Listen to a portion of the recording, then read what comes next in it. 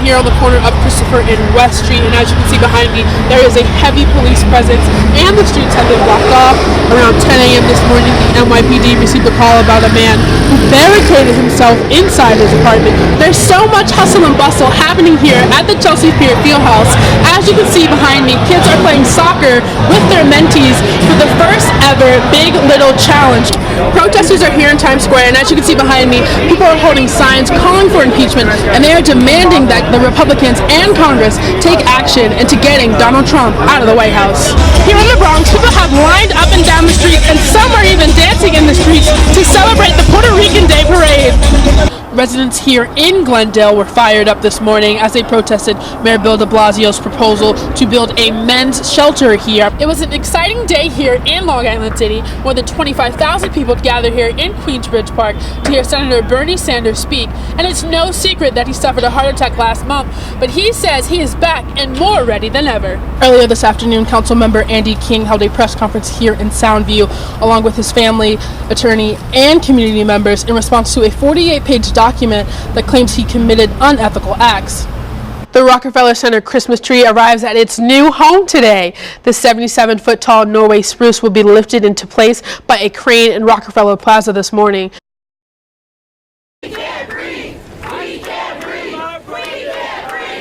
Various youth organizations throughout New York City organized a rally in Foley Square on the 5th anniversary of Garner's death. You are the ones who stand with me.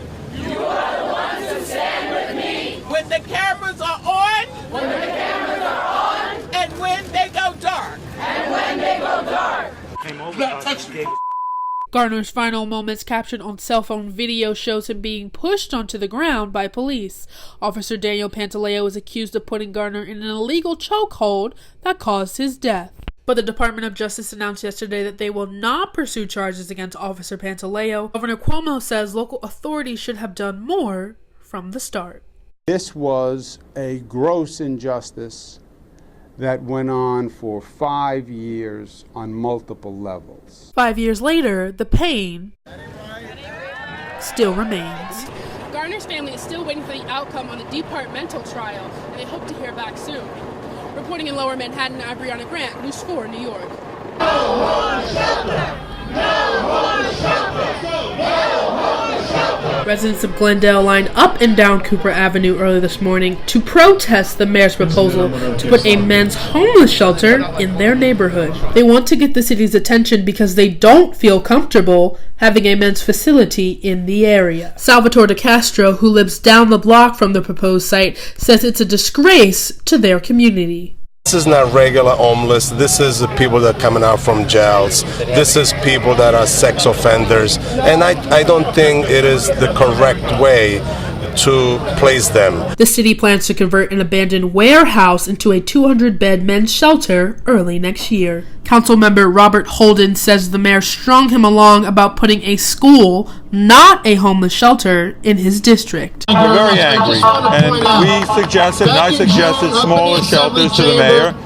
For a year, they strung us along saying this was going to be a school, and instead they pulled the rug out from under us, and they're making it into a 200-man homeless shelter. We're not going to trust him with our community. We know what's best for our community, not him. Residents hope the city sees their protest as a sign to move the men somewhere else. If you look next door, there is a children's party center, there's a gymnastics center, there's a school around the corner. It's very unsafe to have 200 men in one place and for the children to walk by here. Protesters shut down the street as they marched on Cooper Avenue with a message for Mayor de Blasio.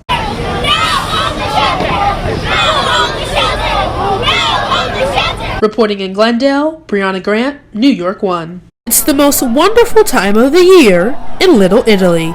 The San Gennaro feast is back for its 93rd celebration. People from all over come to celebrate Italian culture and to chow down on some amazing food.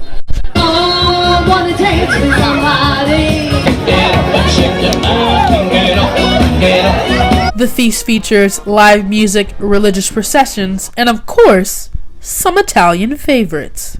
For Mike and Laura Montemuro, the festival has a special meaning. We came to the San Gennaro Feast to celebrate our anniversary from North Carolina. You live in North Carolina, you look forward to the food at the San Gennaro Feast. The 11-day celebration salutes the patron saint of Naples and is estimated to bring over 2 million visitors to Mulberry Street. Now, it's only day 2 here at the festival, so you still have 9 days left to join in on all the festivities. Reporting in Middle Italy, Bre'Anna Grant, New York 1.